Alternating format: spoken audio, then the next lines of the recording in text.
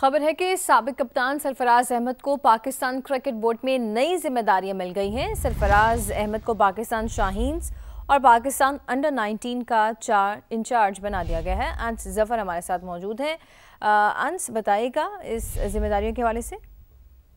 बिल्कुल ऐसा ही है। साबिक कप्तान और wicket keeper batsman Sarfaraz Ahmed को पाकिस्तान क्रिकेट बोर्ड ने कुछ अहम जिम्मेदारियां जो है वो सौंप दी हैं।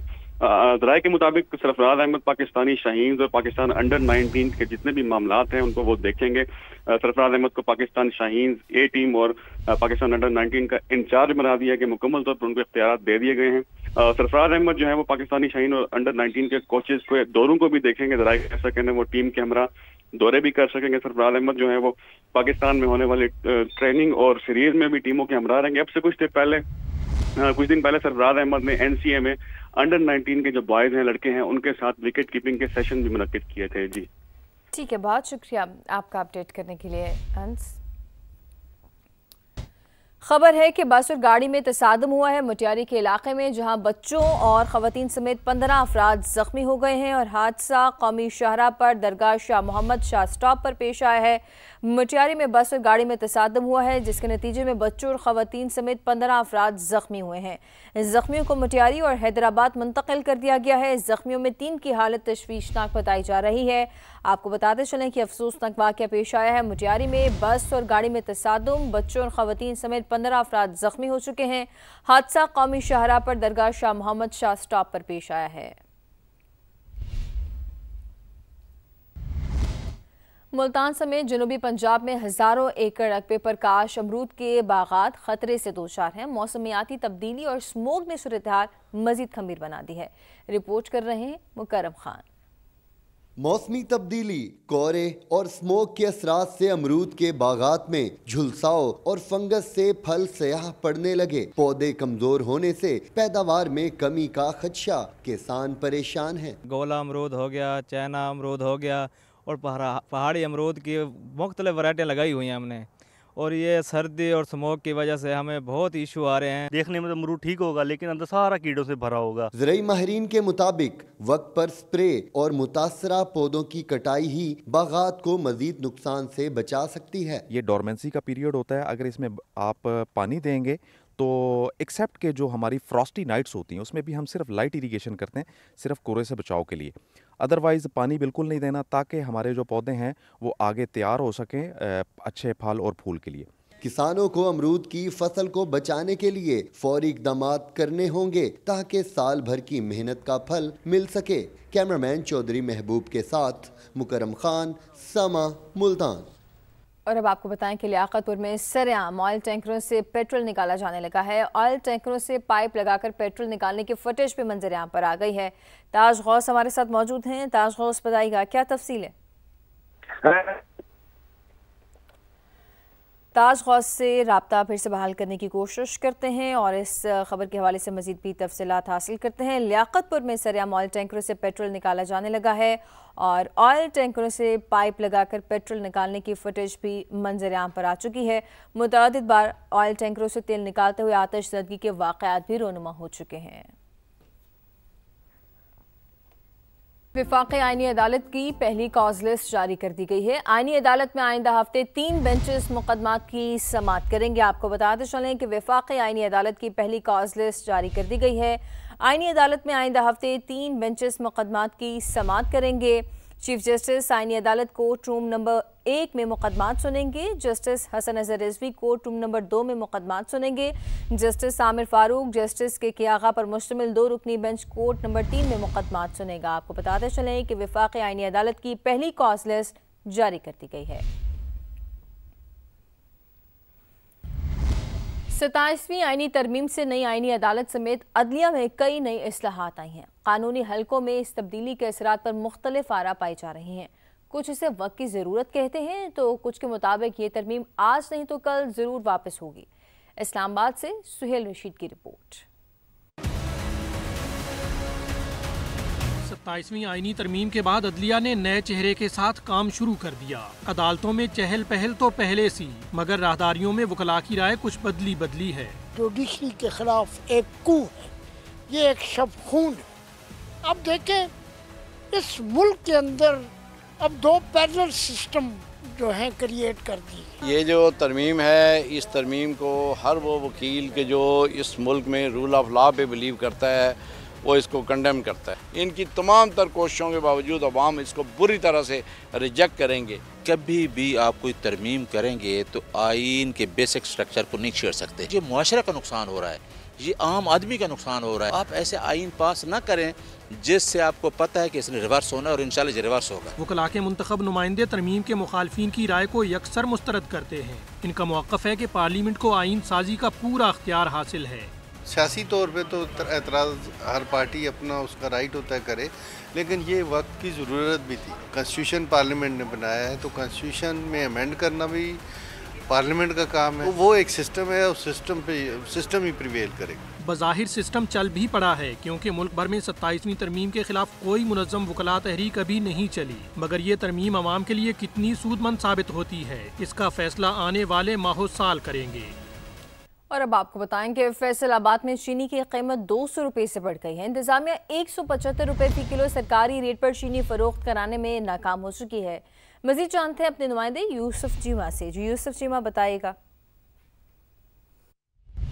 अब देखिए, फैसलाबाद के अंदर चीनी की कीमतें हैं जो दोबारा से कंट्रोल से बाहर होती जा रही हैं। इस वक्त भी 200 रुपये से ज़ायद के अंदर जो है वो फ़ी किलो चीनी की फ़रोख्त की जा रही है। और बेशतर दुकानें ऐसी हैं जहाँ पर चीनी दस्तयाब ही नहीं है, जहाँ पर चीनी के रेट्स के बारे में पूछा जाता है तो यही कहा जाता है कि जनाब चीनी नहीं मिल पा रही है। शहरी जो है इस वाले से वो भी काफ़ी ज़्यादा नाला है क्योंकि गवर्नमेंट की जनब से रेट जो दिया जाता है उसके ऊपर इंप्लीमेंटेशन जो है वो मार्केट के अंदर देखने में नहीं आती। हमारे साथ कुछ दुकानदार मौजूद हैं, उनसे जानते हैं। ये गवर्नमेंट की पॉलिसी ऐसी है कि जिसकी वजह से ना ये सारे इशूज़ आ रहे हैं। कोई इतना मसला नहीं है। ये जो रेट्स शार्टेज होती है ये सिर्फ एक खौफ की शार्टेज है जो दुकानदार को खौफ होता है। उनकी पॉलिसी ऐसी है कि ये कहते हैं कि एक चीज़ आप 10 रुपये की ख़रीद के लाओ मार्केट से और 9 रुपये की सेल करो। दुकानदारों का यही कहना है कि हमारे खिलाफ नाजायज़ कार्रवाइयाँ की जाती हैं जबकि कीमतें जो हैं वो मार्केट पीछे जहाँ से ख़रीदारी की जाती है वहाँ से ही ज़्यादा होती है, जिसके बायस इनको यहाँ पर ज़्यादा कीमत में फ़रोख्त करना पड़ता है। जी बहुत शुक्रिया यूसुफ। कोयटा में चीनी की कीमत कम ना हो सकी, 190 से 210 रुपये फ़ी किलो में फ़रोख्त जारी है। मोहम्मद आतिफ हमें आगाह करेंगे। जी बिल्कुल, अगर कोयटा की बात की जाए तो यहाँ पर भी चीनी जो है वो महंगी फ़रोख्त की जा रही है। गुज़िश्ता एक माह के दौरान जो है कोयटा में चीनी की कीमतों में तकरीबन जो है वो 20 रुपये तक जो है वो इजाफ़ा देखने में आया है। और इस वक्त जो है कोयटा शहर में चीनी के जो है वो 190 रुपये से 210 रुपये फ़ी किलो तक जो है वो फ़रोख्त की जा रही है। चीनी की कीमतों में इजाफे से जो है वो शहरी काफ़ी परेशान हैं। मुसलसल महंगाई से उनकी जो है उनकी क़ुव्वत ख़रीद मुतासिर हुई है। उनका यही मुतालबा है कि जो प्राइस कंट्रोल कमेटियों को फ़ाल बनाकर चीनी की कीमतों को जो है वो कंट्रोल किया जाए। दूसरी जानिब जो दुकानदार हैं उनका मौक़िफ़ ये है कि उन्हें चीनी महंगी मिल रही है और आगे जो है वो अपना 5 से 7 रुपये तक मुनाफा रखकर जो है वो चीनी फ़रोख्त कर रहे हैं। जी शुक्रिया आतिफ। पेशावर में मुर्गे के नर्ख कंट्रोल से बाहर होने लगे हैं। एक हफ्ते में जिंदा मुर्गे की कीमत में 45 रुपये का इजाफा हो गया है। मुर्गी 410 रुपये फ़ी किलो में फ़रोख्त हो रही है। शहाबुर रहमान से मज़ीद तफसीलात जानते हैं। जी शहाब। जी देखिए, पेशावर में मुर्गी की कीमत कम होने का नाम नहीं ले रही। सिर्फ एक हफ्ते के दौरान मुर्गी की फ़ी किलो कीमत में 45 रुपये का इजाफा हुआ है। एक हफ्ता कबल जो मुर्गी की कीमत थी वो 365 रुपये फ़ी किलो थी और आज पेशावर की मार्केटों में 410 रुपये फ़ी किलो पर फ़रोख्त हो रही है। यहाँ पर जितने भी आवाम हैं उनको भी इसकी वजह से शदीद मुश्किलात का सामना है और जितने भी डीलर्स हैं उनसे हमारी बात हुई है, उनका ये कहना है कि मुर्गी का जो फीड है वो भी महंगा है और माल भी यहाँ पर नहीं आ रहा, उसकी वजह से इस कीमतों में इजाफा हुआ है। और उन्होंने ये खदशा भी जाहिर किया है कि अगर सूरत हाल यही रही तो आइंदा चंद दिनों में इसकी कीमतों में मजीद इजाफा हो सकता है। और हुकूमत से भी यही मुतालबा करते हैं कि जितनी भी ये कीमतें बढ़ रही हैं इसको फौरी तौर पर कंट्रोल किया जाए ताकि आवाम भी इस आवाम को भी जो है वो मुश्किलात का सामना ना करना पड़े। जी अपडेट करने के लिए बहुत शुक्रिया शहाब। आगे बढ़े और आपको बताएं कि डीजल की कीमतों में इजाफे पर ट्रांसपोर्टर्स ने भी किराए बढ़ा दिए हैं। लाहौर से मुख्तलिफ शहरों के लिए 70 रुपये तक किराया बढ़ा दिया गया है। नुमाइंदा सामिया सईद से बात करते हैं जो इस वक्त बस स्टैंड पर मौजूद हैं। सामिया बताएगा कितने किराए बढ़ाए गए हैं?